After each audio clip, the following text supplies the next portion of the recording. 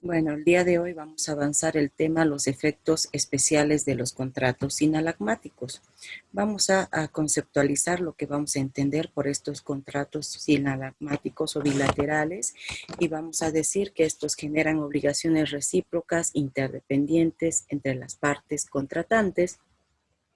Estas obligaciones recíprocas son coetáneas al momento de la formación del contrato.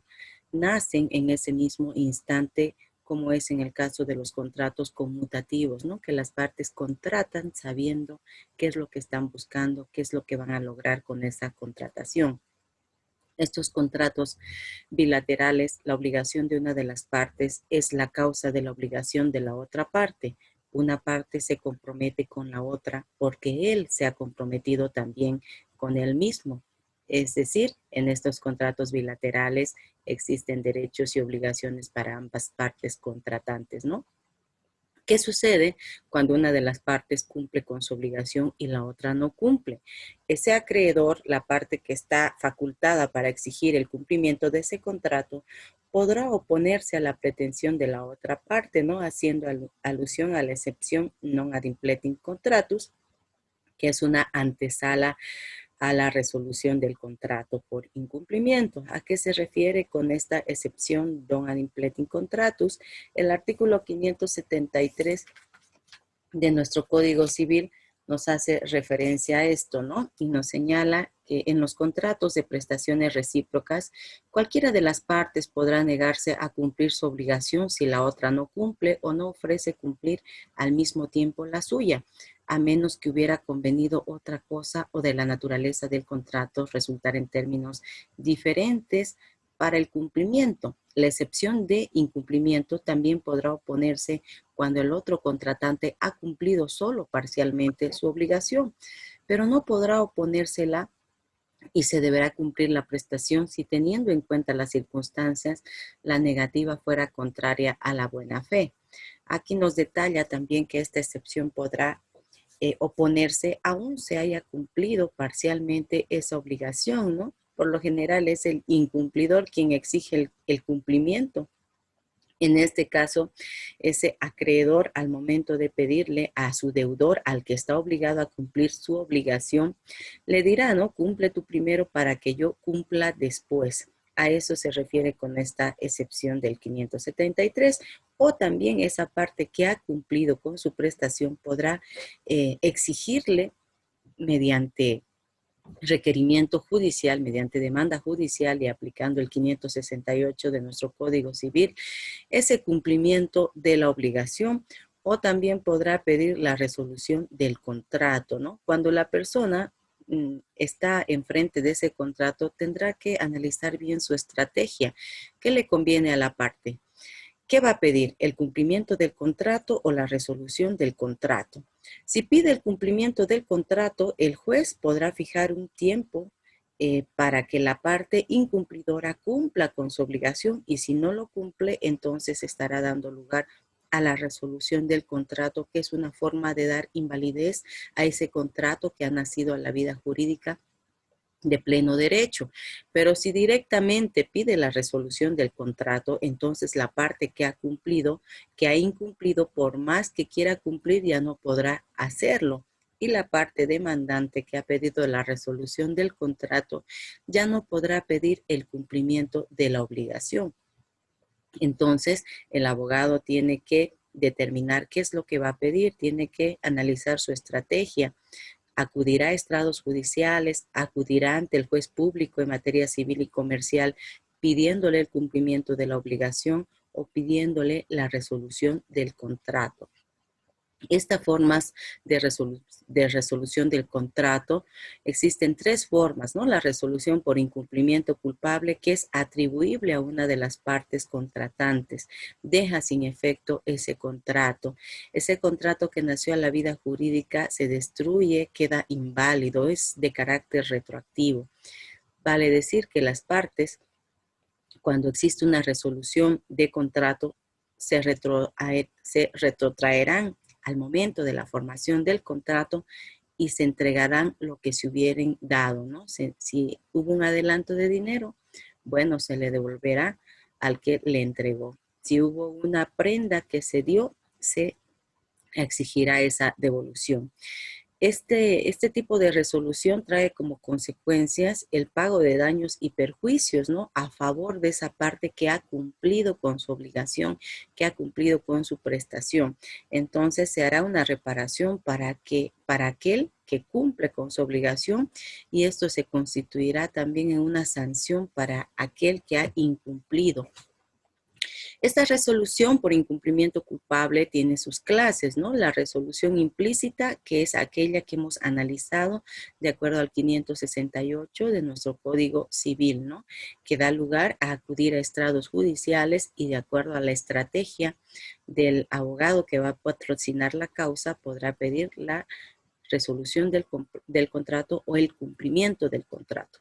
La resolución expresa, de acuerdo al 569, de nuestro Código Civil, es aquella que las partes pueden establecer en un contrato haciendo alusión a esa autonomía de las partes contratantes, y nos señala: las partes pueden convenir expresamente en que el contrato quedará resuelto si una determinada obligación no se cumple en la forma y de la manera establecida. En este caso, el contrato se resuelve de pleno derecho sin necesidad de intervención judicial. Como hemos establecido precedentemente, en este tipo de cláusulas que se fijan en un contrato donde las partes determinan cómo se va a resolver ese contrato al solo incumplimiento de una de las partes contratantes, también es necesario determinar el momento en que la parte que incumple está entrando en mora y cuál va a ser esa cláusula penal que se le está estableciendo. Por ejemplo, el señor José entrará en mora a partir del 2 de septiembre del año 2020 y se establecerá una sanción de 50 bolivianos por día de incumplimiento. Ahí se está estableciendo a partir de qué día él se está constituyendo en mora, lo que dará lugar a la computabilización de esa cláusula penal de 50 bolivianos por día de multa.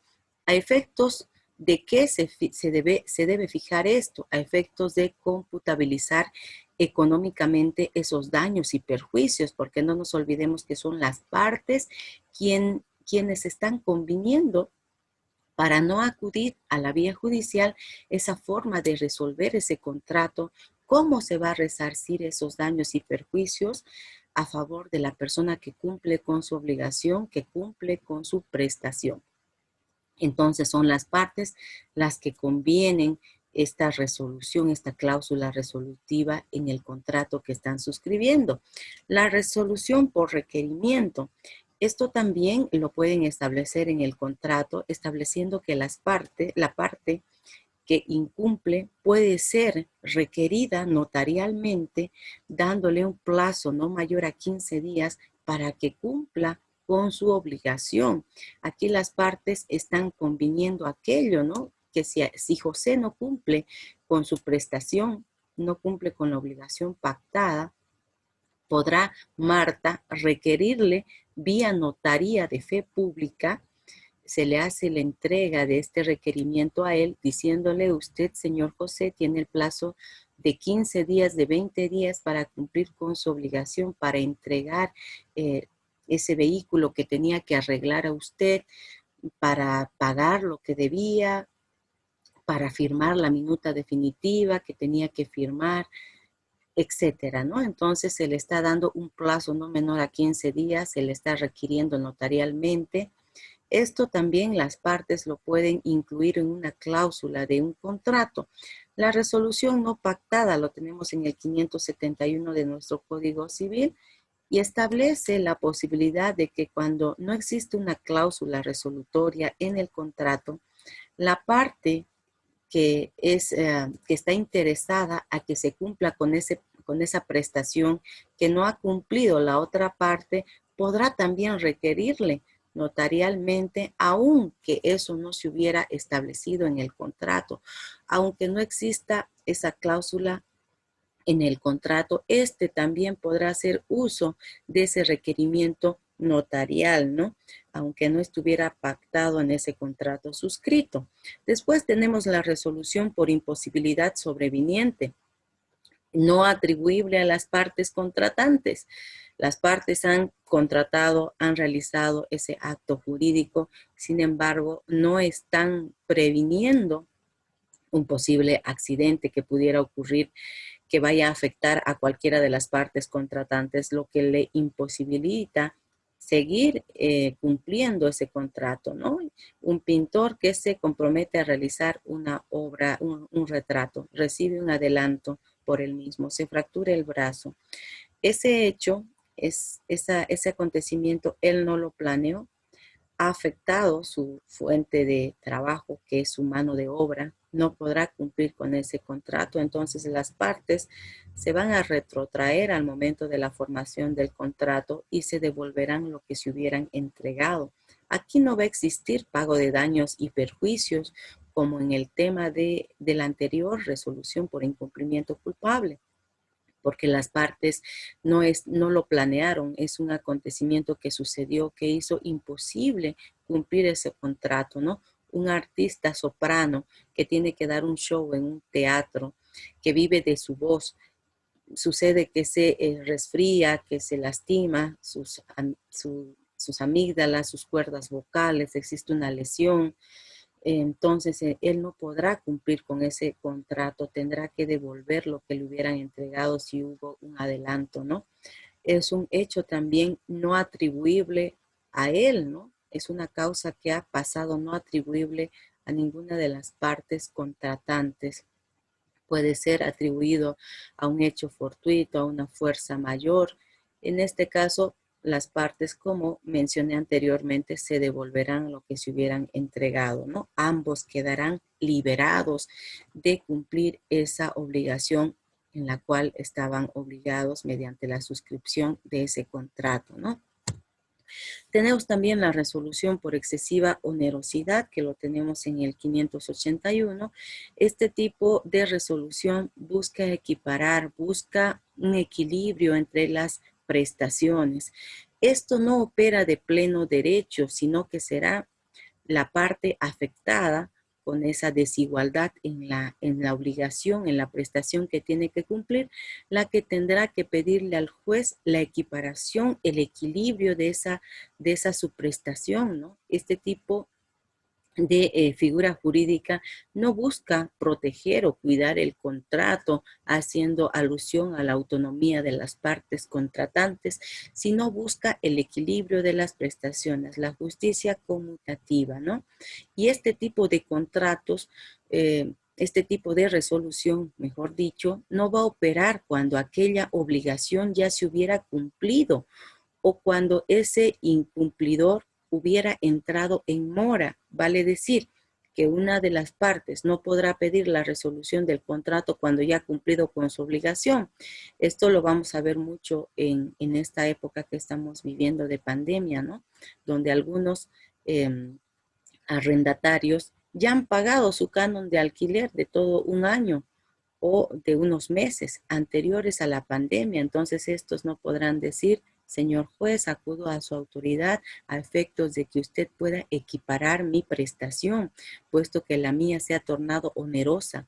He pagado un adelanto de arrendamiento por un precio de 50,000 bolivianos, pero resulta que por la pandemia he quedado desempleado, las ventas de mi empresa han disminuido, estoy entrando en quiebra, lo que me pone en una situación de desigualdad frente a mi arrendador. En este caso no va a proceder esta demanda de resolución por excesiva onerosidad, porque la obligación a la que él estaba reatado, obligado, ya la ha cumplido, ya pagó anteriormente ese canon de alquiler mensual que debería pagar. Lo mismo sucederá cuando ese padre de familia hubiera adelantado el pago de esa mensualidad escolar de sus hijos, ¿no? Hay padres que pagan por todo el año. Entonces se tendrá que acudir a ese director de ese colegio a decirle, ¿no?, que le haga la devolución de ese adelanto que ha realizado por pensiones. Y si no quiere, si no hay un pacto entre ambos de equiparar esa prestación, tendrá que acudir a la vía judicial, pero tampoco podrá salir victoriosa esa pretensión, ¿no? ¿Por qué? Porque él ya ha cumplido con su obligación. Para que este tipo de demanda pueda prosperar, la parte no tiene que haber cumplido con esa obligación que fundamenta el que se ha tornado onerosa, excesiva, y ese incumplidor no tendrá que haber estado en mora. Vale decir que si una persona incumple con su pago en este caso, siguiendo con el ejemplo planteado, incumple con el canon mensual de su alquiler, ya no sería pues una resolución por excesiva onerosidad, ya estaba en mora. Él no ha cumplido con su obligación. La parte que va a pedir la resolución por excesiva onerosidad no tiene que estar en mora y no tiene que haber cumplido con su obligación previamente, ¿no? Para exigir este tipo de demanda, para pedirle al juez una equiparación de su prestación. Además, cabe mencionar también que en este tipo de resolución por excesiva onerosidad no va a surtir efectos lo que es el resarcimiento de daños y perjuicios, porque tampoco las partes lo han planeado, ¿no? Lo han pedido, estos acontecimientos que puedan tornar onerosa esa prestación de una de ellas, ¿no? Pero si también la parte que es beneficiada con esa excesiva onerosidad que está pesando sobre la otra parte, pudiera ofrecer en la demanda una equiparación, un medio de resolver ese conflicto, llegando a equiparar las contraprestaciones, entonces ya ese proceso ya no necesita continuar, ¿no? Sino que se presentará un acuerdo, una propuesta al juez, y si ambas partes están de acuerdo en esta equiparación, en esta igualdad de prestaciones, ya no conviene que esta demanda siga, ¿no? Sino que se extinguirá, se quedará ahí mediante una conciliación donde las partes han llegado a equiparar esas prestaciones que en un momento estaban en desigualdad.